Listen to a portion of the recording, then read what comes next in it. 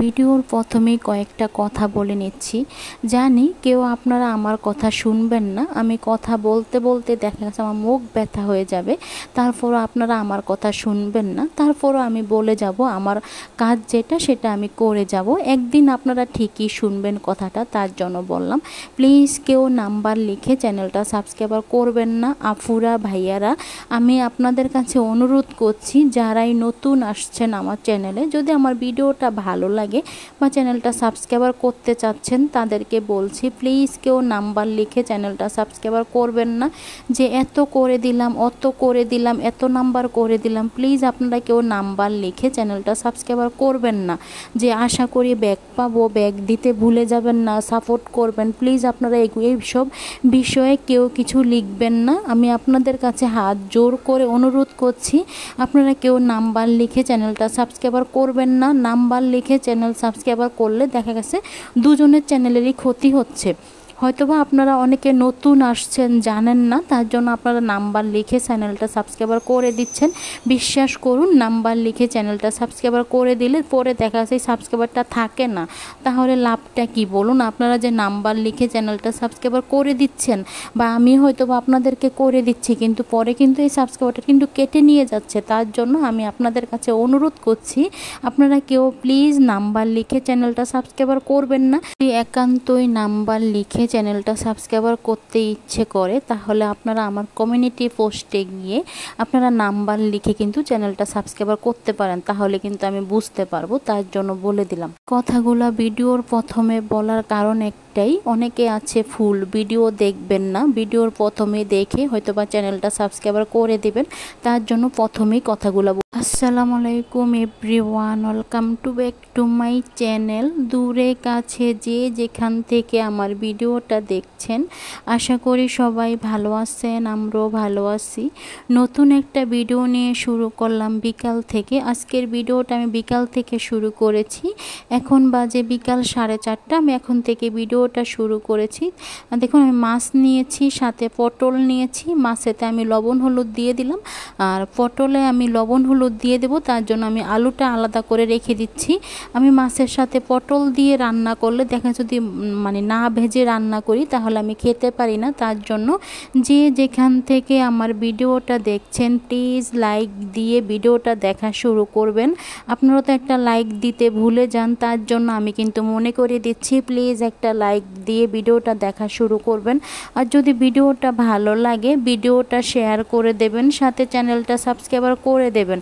যারা অলরেডি আমার চ্যানেলটা সাবস্ক্রাইব করে দিয়েছেন তাদেরকে অসংখ্য ধন্যবাদ। আমার চ্যানেলটা সাবস্ক্রাইব করে দেওয়ার জন্য, আমার পাশে থাকার জন্য, আমাকে সাপোর্ট করার জন্য তাদেরকে অসংখ্য অসংখ্য ধন্যবাদ আমার চ্যানেলটা সাবস্ক্রাইব করে দেওয়ার জন্য। তো বন্ধুরা, আমি তো এখন বিকালবেলা রান্নাটা করে নিচ্ছি। বিকালবেলা রান্না করার কোনো দরকার ছিল না, তারপরে বিকালবেলা রান্নাটা করে নিতে হচ্ছে। যেহেতু মাইকিং করে বলা হয়েছে কালকে গ্যাস থাকবে না, লাইনের গ্যাস থাকবে না সারাদিনও, পরের দিন সকাল 8টার দিকে কিন্তু গ্যাস দেওয়া হবে। মঙ্গলবার সারাদিন লাইনের গ্যাস থাকবে না, মাইকিং করে বলে দেওয়া হয়েছে। তার জন্য কিন্তু এখন রান্নাটা করে নিচ্ছি। আর দুপুরবেলা যে রান্না করেছিলাম তখন অফ ক্যামেরায় করেছি, তখন আর কোনো ক্যামেরাটা করিনি দুপুরে রান্নার সময়। আজকে দুপুরবেলা রান্না করেছিলাম পেঁপে দিয়ে, ডাল দিয়ে রান্না করেছি, সাথে এক পদ ভাজি রান্না করেছিলাম, সাথে আমি ডিম ভুনা করে নিয়েছিলাম। অফ ক্যামেরাই করেছি, কারণ আজকে ক্যামেরাটা করিনি। আর এখন রান্নাটা করে নিতে হচ্ছে। আপনাদের ভাইয়াই বলল বিকালবেলা রান্না করে নেওয়ার জন্য, পরে প্রয়োজন হলে কারেন্টের চুলাতে ভাত তরকারি গরম করে খাওয়া যাবে। এখন হয়তোবা অনেকে বলতে পারেন যে যেহেতু কারেন্টের চুলা ছিল তাহলে কি দরকার ছিল বিকালবেলা রান্না করে রেখে দেওয়ার। কারেন্টের চুলা থাকলে তো আর হবে না, কারেন্ট থাকতে হবে। কারণ এখন যে পরিমাণে লোডশেডিং হচ্ছে, আমাদের এই জায়গায় কিন্তু অনেক কারেন্ট চলে যায়, তার জন্য কিন্তু দেখা গেছে কারেন্টের চুলাতে ঠিক মতো রান্না করতে পারবো না। ভাত তরকারি রান্না করতে কিন্তু অনেকটাই সময় লেগে যাবে, কিন্তু গরম করতে কিন্তু অতটা সময় লাগবে না। এক ফাঁকে কিন্তু ভাত তরকারি গরম করে নেওয়া যাবে, আর রান্না করতে গেলে কিন্তু অনেকটাই সময় লাগবে। তার জন্য কিন্তু আমি বিকালবেলা রান্নাটা করে নিচ্ছি। আর সকালবেলা ভোরে উঠে নাস্তা তৈরি করে নেব, রুটি তারপরে সেমাই নাস্তা রান্না করে নেব বেশি করে। আর সকালবেলাও কিন্তু ভাত তরকারি রান্না করা যেত, কিন্তু সকালবেলা একসাথে এতগুলা কাজ আমি করতে পারবো না। সারা এক চুলাতে কিন্তু আগুনটা কম আসে, তার জন্য কিন্তু আমার বিকালবেলা রান্নাটা করে নিতে হচ্ছে।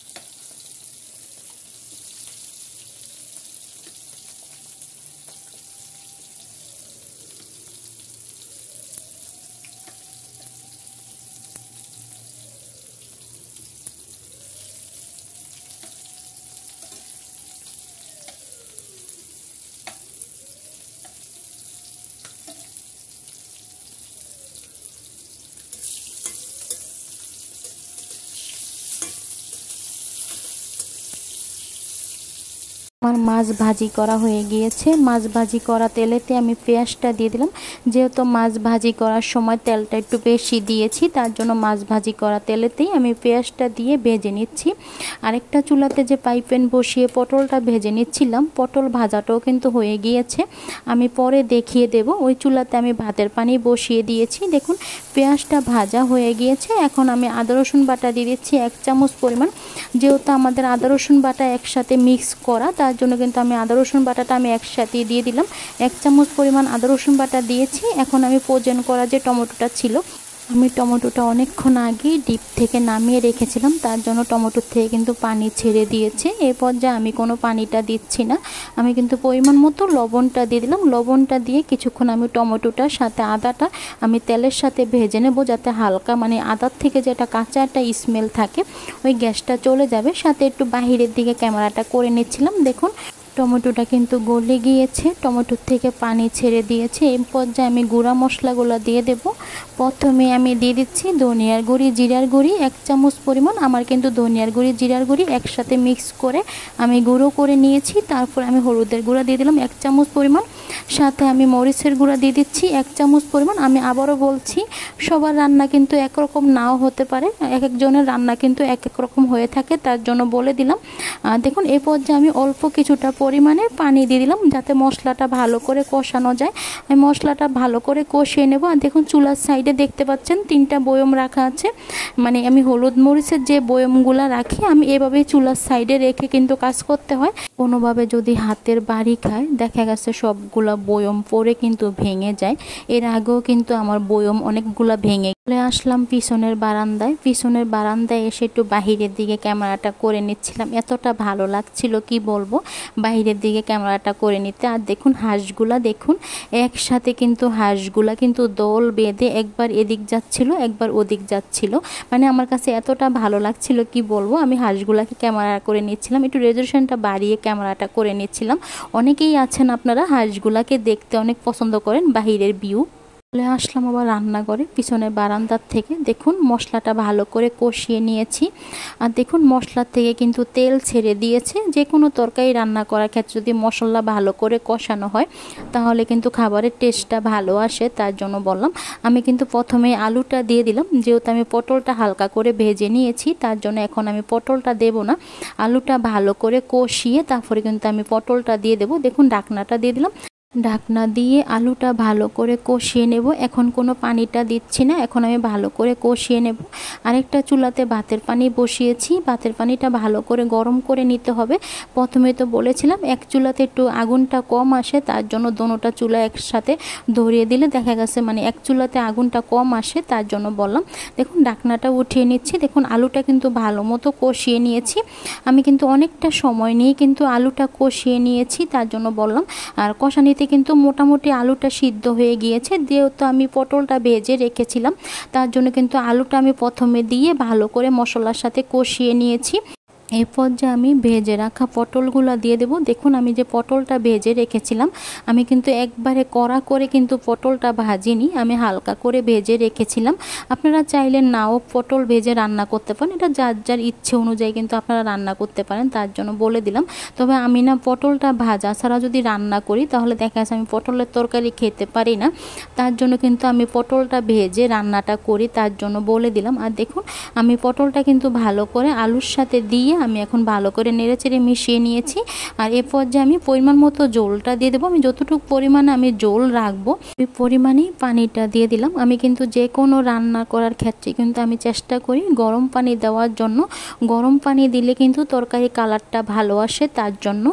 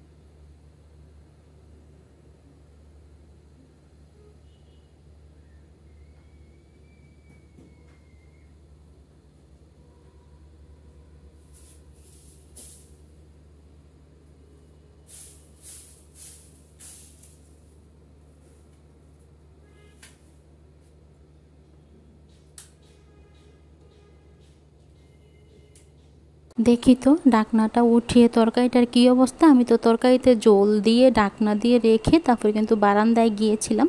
দেখুন তরকারিটা কিন্তু বলক উঠে গিয়েছে আর সব কিছু কিন্তু সিদ্ধ হয়ে গিয়েছে। পটলটা তো আমি ভেজে দিয়েছিলাম আর আলুটা কিন্তু সিদ্ধ হয়ে গিয়েছে। তারপরে ক্যামেরার সামনে কেটে দেখাচ্ছিলাম, মানে চেক করে দেখাচ্ছি সিদ্ধ হয়ে গিয়েছে। এই পর্যায়ে ভেজে রাখা মাছগুলা দিয়ে দেব। আমি 1 পিস মাছ রেখে দিয়েছি, যেহেতু আপনাদের ভাইয়া বলেছে মাছ ভর্তা খাবে, তার জন্য 1 পিস মাছ আমি রেখে দিলাম। আর বাকি মাছগুলা দিয়ে আমি এখন জলেতে ঢুকিয়ে দিচ্ছি। ভিডিওর এ পর্যায়ে এসে আবারও বলছি, যদি কেউ নতুন এসে থাকেন আমার চ্যানেলে, যদি আমার ভিডিওটা ভালো লাগে লাইক দিয়ে ভিডিওটা দেখে নেবেন, সাথে ভিডিওটা শেয়ার করে দেবেন, সাথে চ্যানেলটা সাবস্ক্রাইবার করে রেখে দেবেন। প্লিজ কেউ সাথে সাথে চ্যানেলটা আনসাবস্ক্রাইবার করে দেবেন না, কিছুটা ঘন্টা অপেক্ষা করুন। কথা দিচ্ছি 24 ঘন্টা হলে আমি আপনাদের চ্যানেল থেকে ঘুরে আসব।